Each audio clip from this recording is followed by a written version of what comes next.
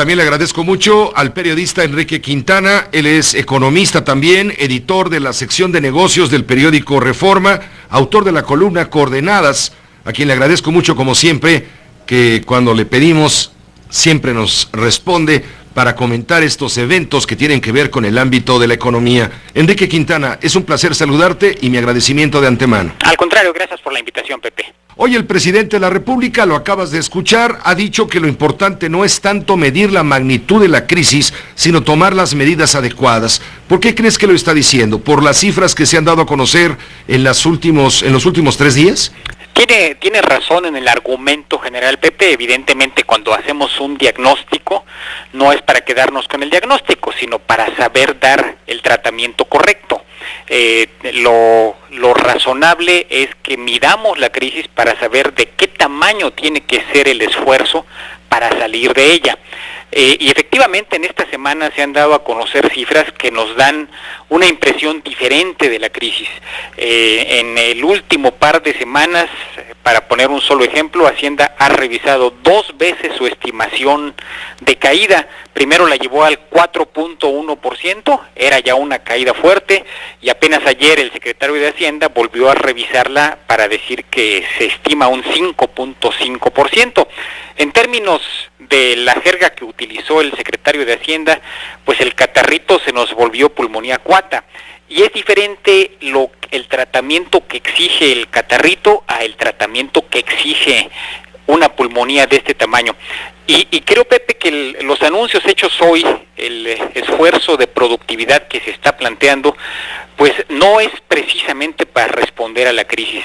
No va a ser el tipo de tratamiento que nos saque de la crisis, porque cuando la productividad aumenta, y aumenta de verdad, es en el largo plazo, cuando cambian los hábitos, la cultura corporativa, los niveles educativos, las características tecnológicas, y todo esto cambia a la vuelta de muchos años.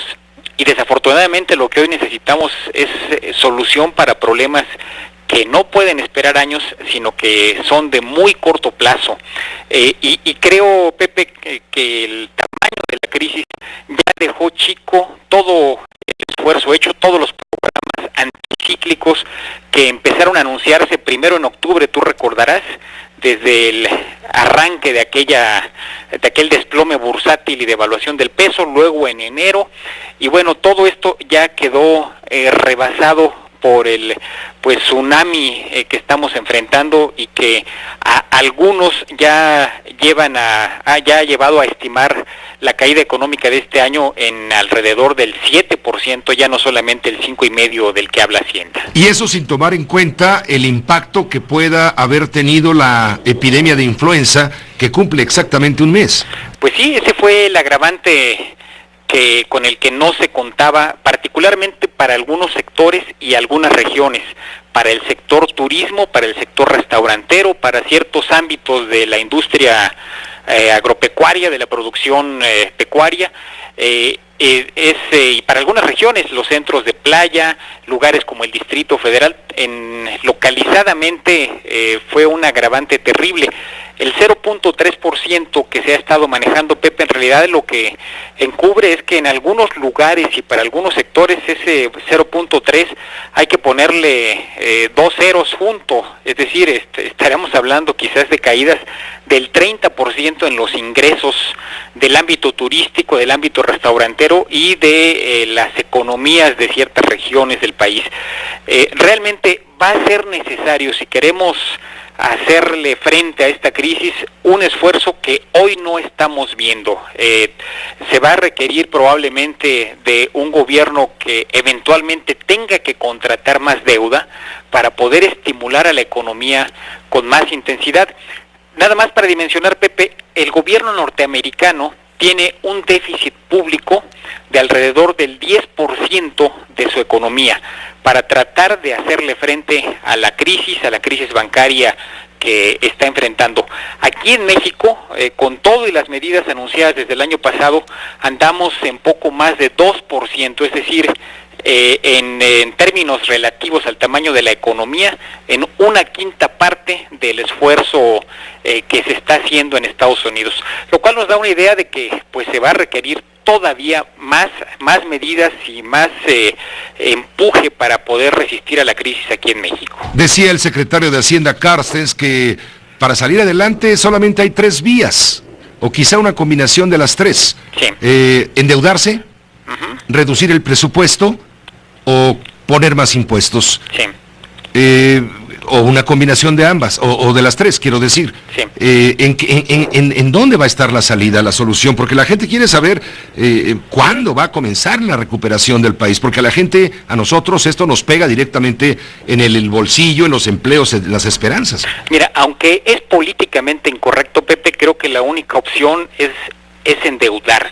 Y digo políticamente incorrecto porque de inmediato se critica por las malas experiencias que hemos tenido en México del uso de la deuda. Pero piensa en lo que pasa en una familia o en una empresa cuando está en crisis.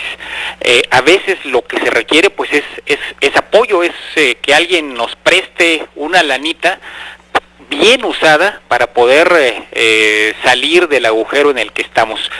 Si ahora se aplican más impuestos, lo que vamos a hacer es probablemente a hundir más al poder adquisitivo interno, porque las empresas y las personas tendrían menos dinero en su bolsillo o en sus cajas, y de esa manera se reduciría aún más el gasto doméstico. En el caso del gasto público, creo que la única posibilidad, más que reducir el gasto, sería reasignar el gasto. Es decir, una parte del gasto improductivo, del gasto burocrático que hoy se efectúa, más bien asignarlo a inversión productiva.